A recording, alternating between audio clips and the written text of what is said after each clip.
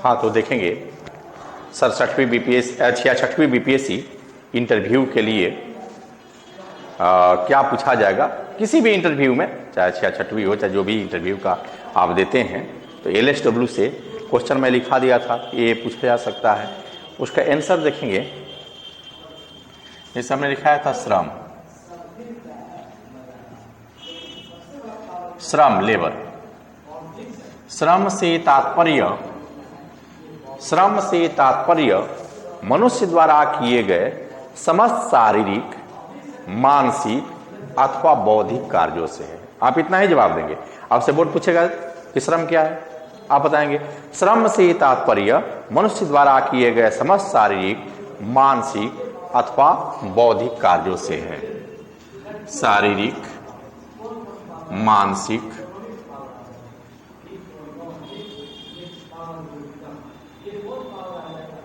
अथवा बौद्धिक कार्यों से है। इतना ही बोलकर छोड़ देंगे। इतना ही बोल करके आपको छोड़ देना है। फिर पूछेगा आपको कि श्रमिक किसको कहते हैं। इंक लाओ ना।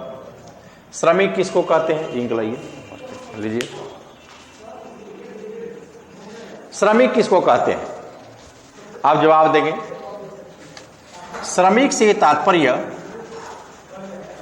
ऐसे व्यक्ति से है जो किसी औद्योगिक प्रतिष्ठान में या नियोजन में अकुशल, अर्धकुशल, कुशल, अति कुशल तथा अन्य कार्यों में मजदूरी, पारिश्रमिक पर नियोजित हो। अन्य कार्यों में मजदूरी या पारिश्रमिक पर नियोजित हो, चाहे उसकी नियोजन की शर्तें स्पष्ट हो अथवा अस्पष्ट हो। इंटरव्यू में इतना बोलना है, क्योंकि मेन शर्त आप लिख चुके हैं, तो इंटरव्यू में आपको इतना ही बोलना है। अगला देखेंगे। फिर आपसे बोर्ड पूछ सकता है कि समाज कल्याण क्या है, क्योंकि आप श्रम एवं समाज कल्याण पढ़ते हैं, तो समाज कल्याण क्या है। आपका उत्तर होगा समाज कल्याण से तात्पर्य समाज में कई ऐसी समस्याएं हैं,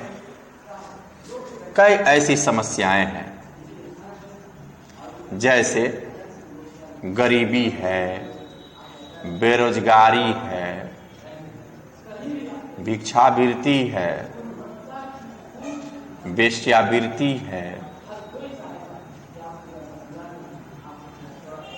बाल विवाह है,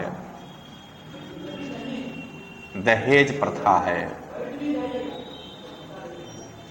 आदि। बिजली, पानी, सड़क सब समाज कल्याण के लिए।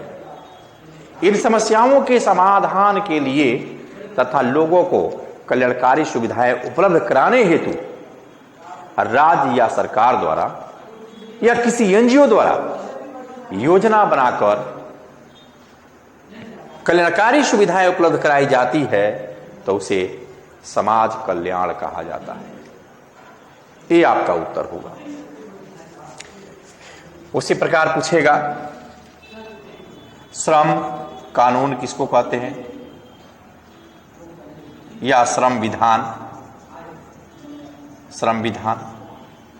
श्रम विधान से तात्पर्य श्रमिकों के हितों एवं उनके अधिकारों की रक्षा करना,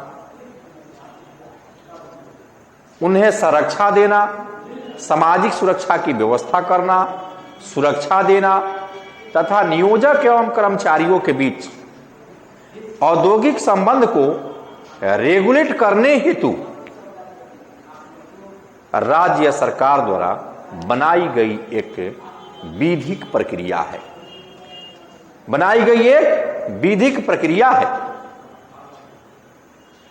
पूछेगा बोर्ड आपसे कि किन किन विषयों पर बनाए जाते हैं। बोलेंगे आप कार्य के घंटे हो, बोनस, महंगाई भत्ते, छटनी, कामबंदी इत्यादि विषय वस्तुओं पर श्रम कानून बनाए जाते हैं। पूछेगा एग्जाम्पल आपसे। अच्छा, संरक्षा संबंधी श्रम विधान का एग्जाम्पल दीजिए। अब तुरंत उत्तर देंगे कि सर मजदूरी भुगतान अधिनियम 1936, कारखाना अधिनियम 1948, न्यूनतम मजदूरी अधिनियम 1948, बिहार दुकान एवं प्रतिष्ठान अधिनियम 1953,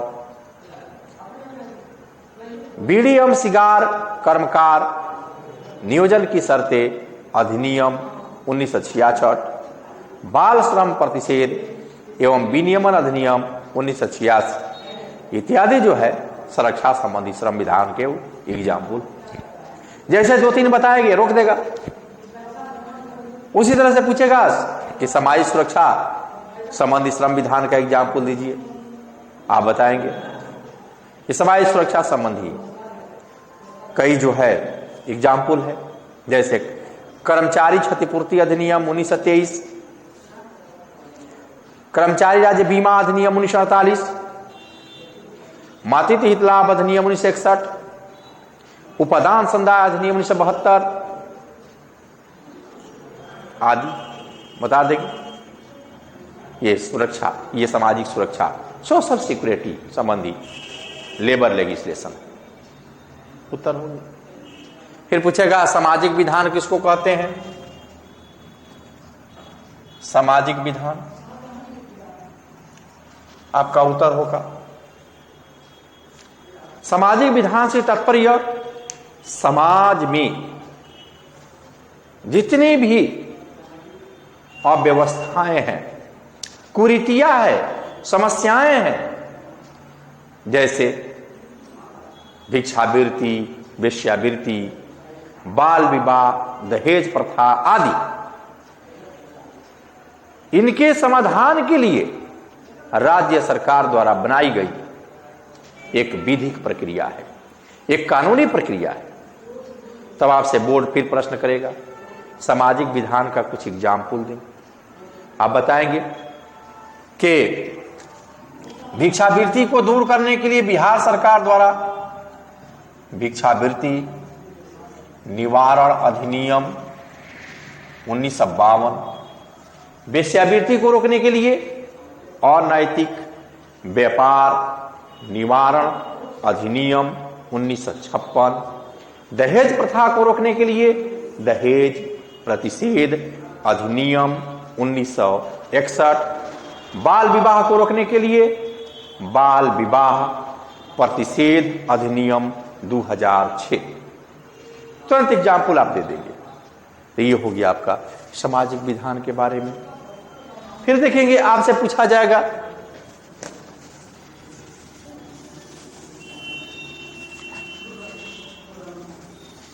पूछेगा कि कर्मकार किसे कहते हैं? आप बताएंगे। कर्मकार से तात्पर्य ऐसे व्यक्ति से है जो किसी औद्योगिक प्रतिष्ठान में नियोजित हो, वह किसी कारखाने में या कारखाने के में विनिर्माण प्रक्रिया में या विनिर्माण प्रक्रियाधीन अन्य कार्यों में या कारखाने की सफाई में नियोजित हो। उसके नियोजन की शर्तें स्पष्ट हो या अस्पष्ट हो, उसे कर्मकार कहा जाएगा। तब पूछेगा आपसे कि आप बताइए आश्रित किसको कहते हैं? आश्रित, डिपेंडेंट्स। तो आप बताएंगे आश्रित से तात्पर्य कर्मचारी के या कर्मकार के या श्रमिक के निम्न संबंधियों से है, जैसे उसकी पत्नी, एक से अधिक पत्नी,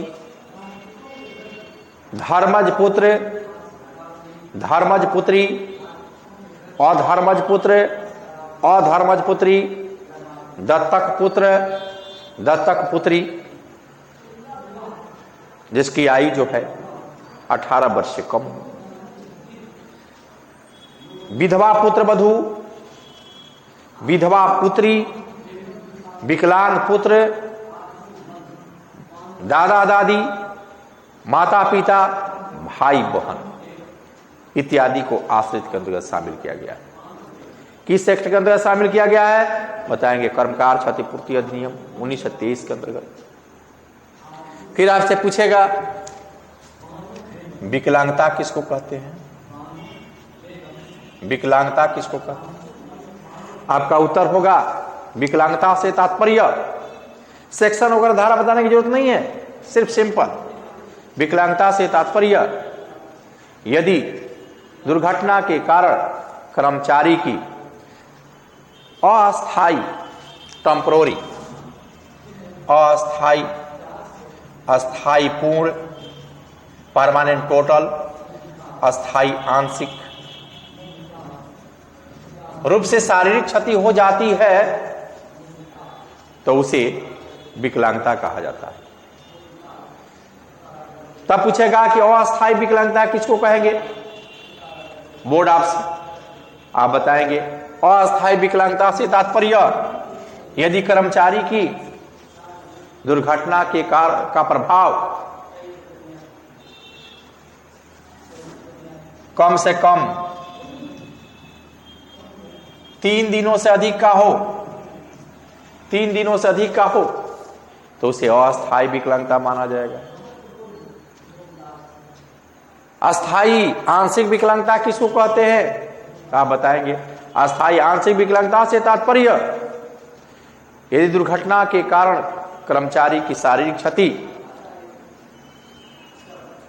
100% से कम होती है तो उसे अस्थायी आंशिक विकलांगता कहा जाएगा। जैसे एक अंगुली कटने पर 5%, एक हाथ कटने पर 5%, एक पैर कटने पर 5%, बोल नहीं गया। अस्थायी पूर्ण विकलांगता किसको कहते हैं पूछेगा फिर बोर्ड आपसे, तो आप बोलेंगे यदि दुर्घटना के कारण कर्मचारी की शारीरिक क्षति 100% या अधिक हो जाती है तो उसे अस्थायी पूर्ण विकलांगता माना जाएगा। जैसे 2 हाथ कटने पर 100%, 2 पैर कटने पर 100%, एक हाथ एक पैर कटने पर 100%, आप बता दीजिए। ये हो गया आपका डिफिनेशन। फिर आप देखेंगे पूछेगा मजदूरी भुगतान अधिनियम 36 के अंतर्गत मजदूरी की परिभाषा, मजदूरी किसको कहते हैं आप बताएंगे। मजदूरी से तात्पर्य यदि श्रमिक किसी औद्योगिक प्रतिष्ठान में काम करता है और काम के बदले नियोजक उसे जिस पारिश्रमिक का भुगतान करता है उसे मजदूरी कहा जाएगा। तब बोर्ड आपसे पूछेगा कि एक्ट में क्या डिफाइन किया गया है, तब बताएंगे कि मजदूरी से तात्पर्य ऐसे पारिश्रमिक से है जिसे मुद्रा के रूप में भी व्यक्त किया जाता हो तथा नियोजक द्वारा नियोजन के दौरान भुगतान किया जाता हो। इसके अंतर्गत किसी प्रकार का करार या समझौता हुआ या न्यायिक निर्णय के तहत निर्धारित मजदूरी या बंदी के समय दिए जाने वाले जीवन निर्वाह भत्ते शामिल होते हैं। तब पूछेगा कि मजदूरी के अंतर्गत क्या शामिल नहीं होगा बोर्ड आपसे, आप बताएंगे कि मजदूरी के अंतर्गत निम्न शामिल नहीं होंगे। यदि नियोजक द्वारा कर्मचारी को यातायात भत्ता दिया गया हो, आवास भत्ता दिया गया हो, पेयजल के लिए भत्ते दिए गए हो, कर्मचारी भविष्य निधि के अंतर्गत दिए जाने वाले अंशदान, उपादान आदि जो दिए जाते हैं वह मजदूरी वेजेज के अंदर शामिल नहीं होते। तब आपसे पूछेगा बोर्ड कि आप बताइए मजदूरी और सैलरी, वेजेज और सैलरी, मजदूरी और वेतन में हमसे पूछा गया था ये क्वेश्चन कई बार इंटरव्यू बोर्ड में, मजदूरी और वेतन में क्या अंतर है।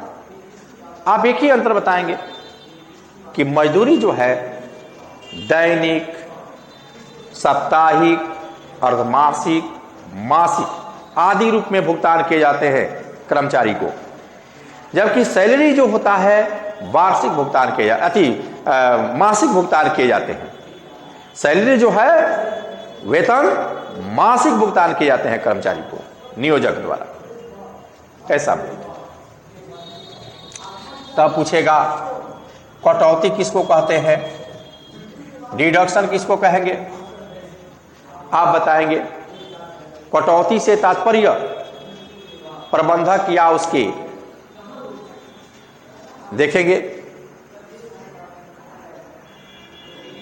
प्रबंधक या उसके अभिकर्ता द्वारा, एजेंट द्वारा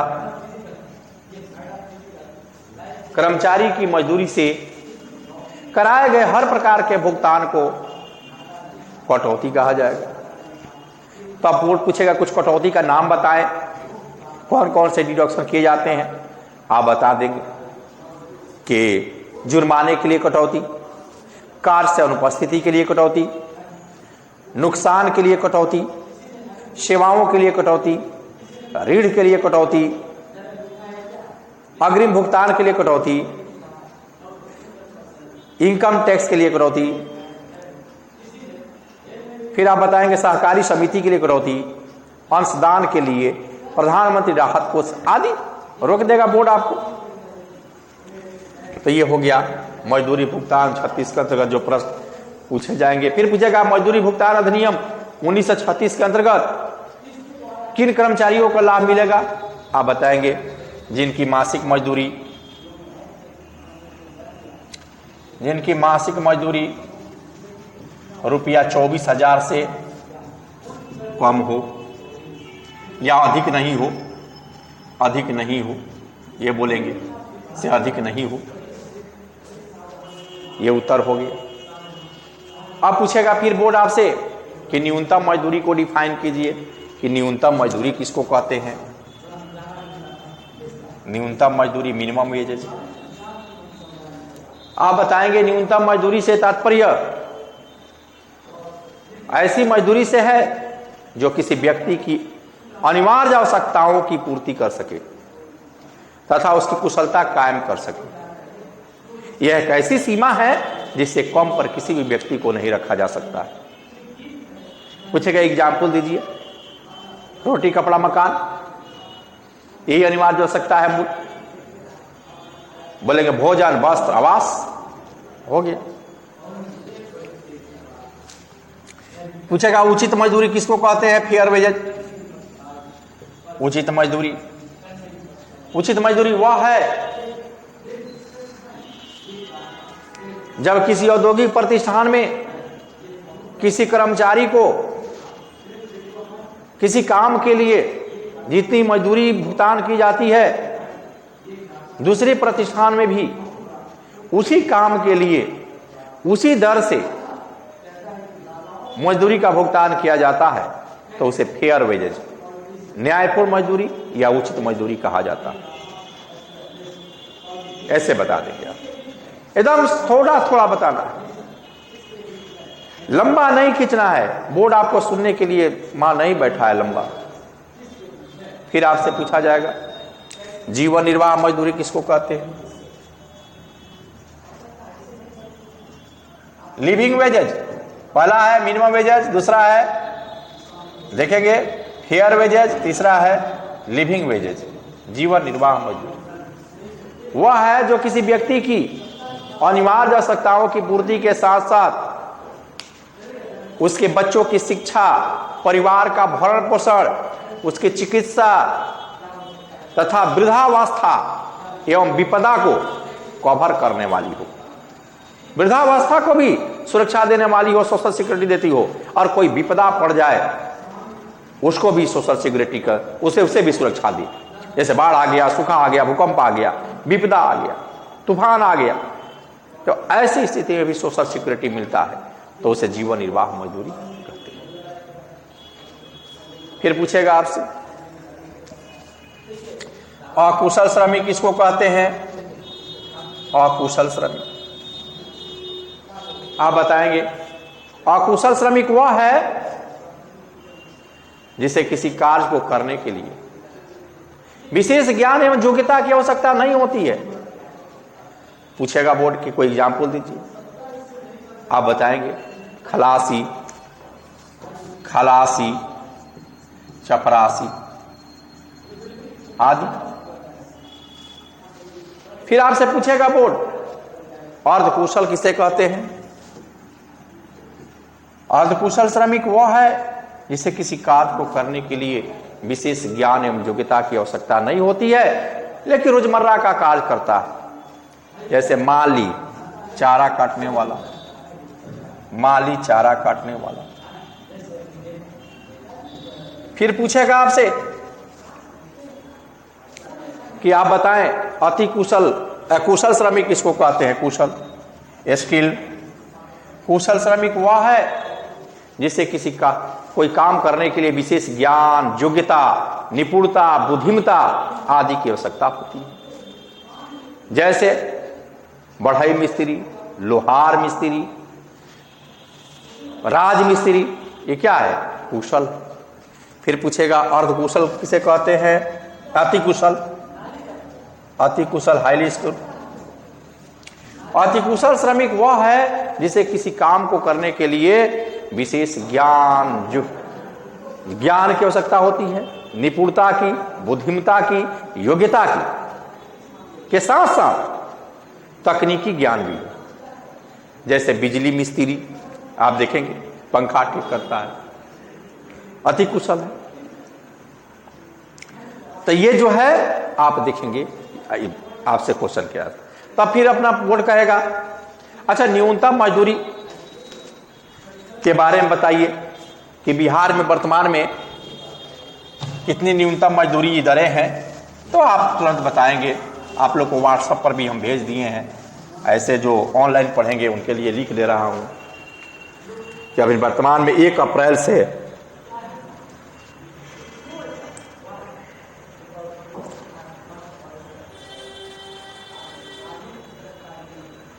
देखेंगे, इसमें हम भेजे थे, कहीं होगा। हाँ,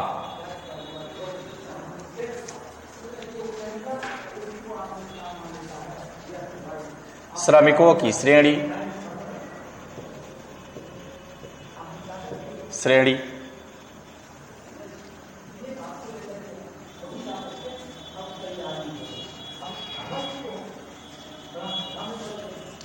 अकुशल श्रमिक, अकुशल, ये 1 अप्रैल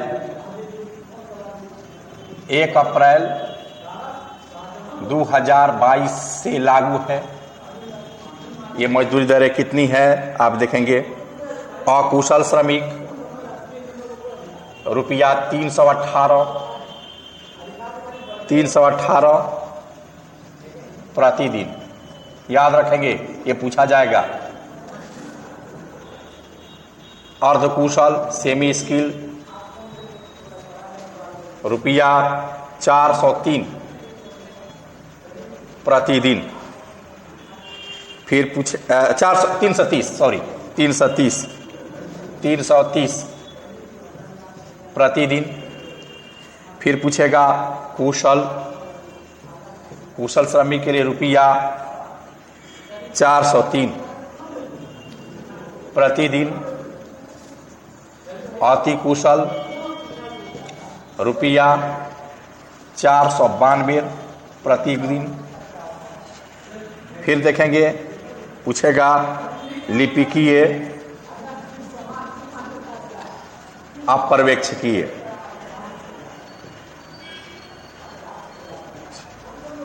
पर्यवेक्षीय, इसके लिए है 91 से 11 रुपया 9111 प्रति माह। यही बता देंगे आप कि कितनी न्यूनतम मजदूरी दरें हैं। निश्चित तौर पर इसका फोटो भी खींच देते हैं हम, फोटो खींच करके व्हाट्सएप पर डाल देंगे लोगों को।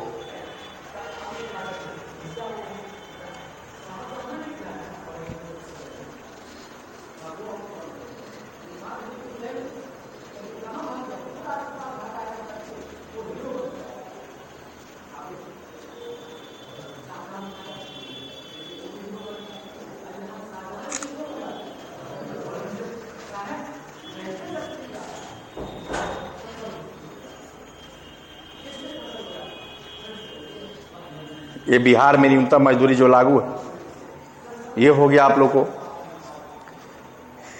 तो ये हो गया न्यूनतम मजदूरी अधिनियम 1948 से क्वेश्चन। अब आगे हम बढ़ते हैं।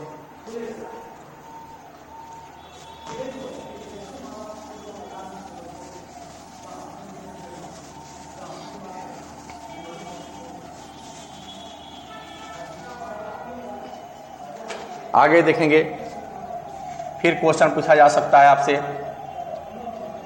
कारखाना अधिनियम से। कारखाना अधिनियम 1948 से क्वेश्चन पूछा जा सकता है। कारखाना किसको कहते हैं? आपका उत्तर होगा कारखाना अपनी परिसीमाओं सहित ऐसा औद्योगिक परिसर है जिसमें शक्ति की सहायता से 20 या अधिक व्यक्ति तथा बिना शक्ति की सहायता से 40 या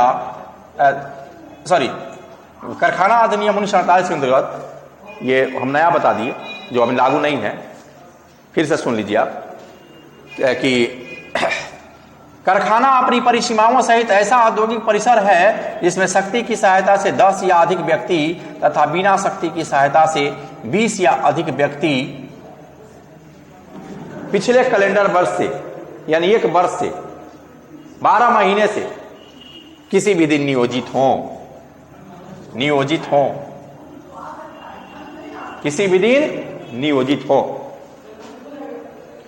तो उसे कारखाना कहते। काम करते हो, विनिर्माण मैन्युफैक्चरिंग में लगे हो तो उसे कारखाना कहा जाएगा।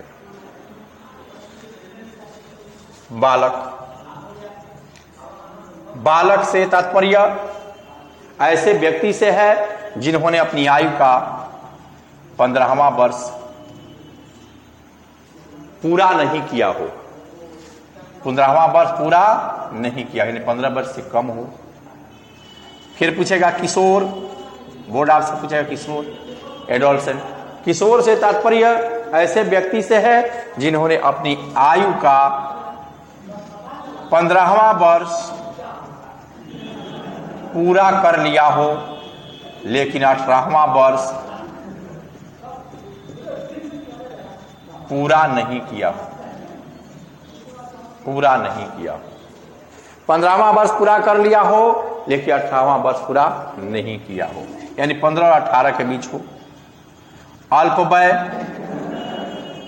अल्पवय से तात्पर्य ऐसे व्यक्ति से है जो बालक और किशोर दोनों हो, अर्थात जिसकी आयु 14 से 18 वर्ष के बीच हो। यानी बालक किशोर जब आ गया तो 14 और 18 के बीच को। वयस्क श्रमिक से तात्पर्य ऐसे व्यक्ति से है जिन्होंने अपनी आयु का 18वां वर्ष पूरा कर लिया हो। 18वां वर्ष पूरा कर लिया। फिर पूछेगा शक्ति, पावर किसको कहते हैं? बताएंगे शक्ति से तात्पर्य कृत्रिम तरीके से, विद्युत द्वारा कृत्रिम तरीके से किए गए कार्य से है। इसके अंतर्गत मनुष्य या पशु द्वारा किए गए बलपूर्वक कार्य को शामिल नहीं किया जाता। फिर पूछेगा आपको कारखाना अधिनियम के अंतर्गत स्वास्थ्य संबंधी कुछ प्रावधान बताइए। तो स्वास्थ्य संबंधी प्रावधान आप पढ़ लेंगे, देखेंगे उसमें है ही सफाई की व्यवस्था, सफाई की व्यवस्था, देखेंगे अति भीड़, सन्मातन एवं तापमान, शौचालय एवं मूत्रालय, पीने का जल, सब बता देंगे। उसी तरह से पूछेगा कुछ सुरक्षा का पूछ देगा, नाम 2-4 को याद रखेंगे। कुछ कल्याण का पूछ देगा, कुछ देखेंगे 4 में। यही मैं मुख्य रूप से यही तीनों पूछेगा, इसके अलावा कुछ नहीं पूछेगा। फैक्ट्री एक्ट बता देंगे, जाहिर सी बात। पूछेगा प्रथम फैक्ट्री एक्ट कब लागू हुआ, कब पारित हुआ था, तो आप बताएंगे 1881 में। 1881 में पारित हुआ अंग्रेजों के समय में, या 1948 में पारित, 49 से लागू है, 1949 से लागू, बता देंगे। फिर आपको पूछेगा, देखेंगे अगला कर्मचारी राज्य बीमा अधिनियम 1948 के अंतर्गत प्रश्न बनेंगे।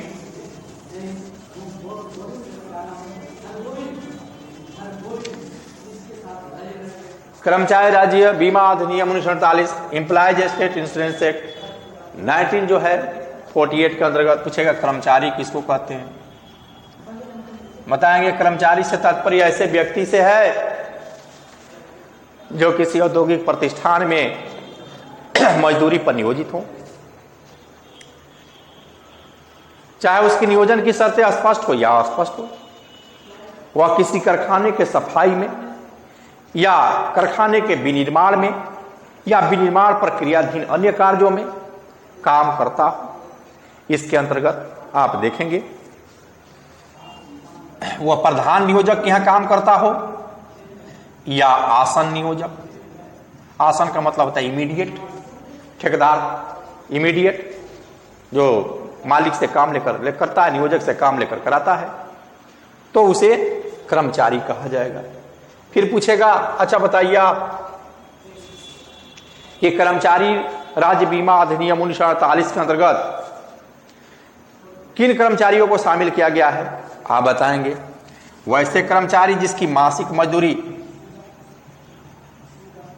रुपया 21,000 से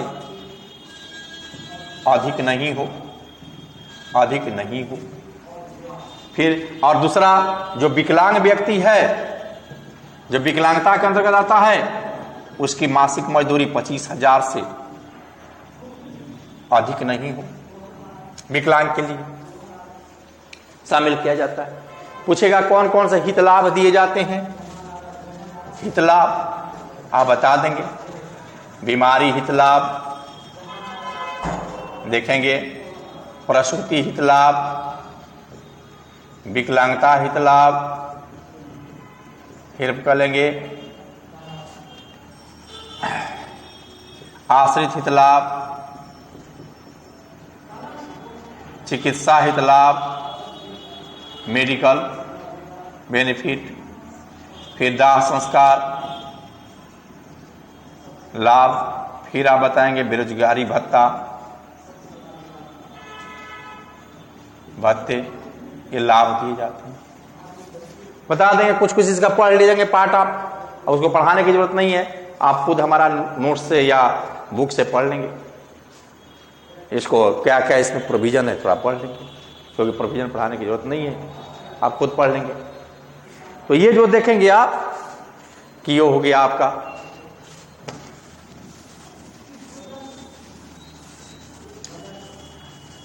पूछेगा कर्मचारी राज्य बीमा निगम की स्थापना कब हुई, पूछ सकता है। तो 1952 में 1952 में कर्मचारी राज्य बीमा निगम की स्थापना हुई थी। आप देखेंगे कि इसका मुख्यालय कहां है, तो नई दिल्ली में बोलेंगे, इसका मुख्यालय नई दिल्ली में है, बोल ये हो गया आपका। फिर आपको पूछेगा क्वेश्चन प्रसूति हित लाभ अधिनियम 1961 से, प्रसूति हित लाभ अधिनियम 1961, मैटरनिटी बेनिफिट एक्ट 1961 से पूछेगा क्या अब इन महिलाओं को मैटरनिटी बेनिफिट देने की क्या व्यवस्था है। आप बोलेंगे कि 26 सप्ताह का लाभ मिलेगा, 26 सप्ताह का लाभ देने की व्यवस्था है, 8 सप्ताह का प्रसव पूर्व, 18 सप्ताह का प्रसवोपरांत,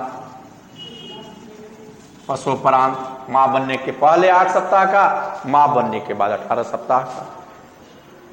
यह लाभ बता देंगे प्रथम 2 जीवित बच्चे तक प्राप्त होगा।